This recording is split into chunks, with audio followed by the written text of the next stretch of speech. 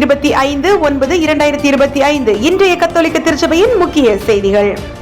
உலகில் மிகவும் பாதிப்படையக்கூடியவர்களாக இருப்பவர்கள், காலநிலை மாற்றம், காடழிப்பு மற்றும் சுற்றுச்சூழல் மாசுபாட்டின் பேரழிவினால் பாதிக்கக்கூடியவர்கள் என்று குறுஞ்செய்தி ஒன்றில் சுட்டிக்காட்டியுள்ளார்கள் திருத்தந்தை 14ஆம் லியோ அவர்கள்.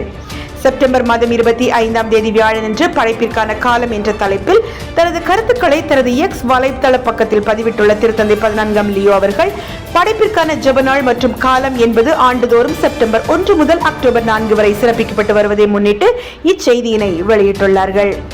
மீட்பின் மகிழ்ச்சியான செய்தியை அனைவரும் எல்லா இடங்களிலும் கொண்டு செல்ல வேண்டும் என்ற வாட்டிகனில் உள்ள திருச்சபையில் திருத்தந்தை 14ஆம் லியோ அவர்கள் உரையாற்றினார்கள்.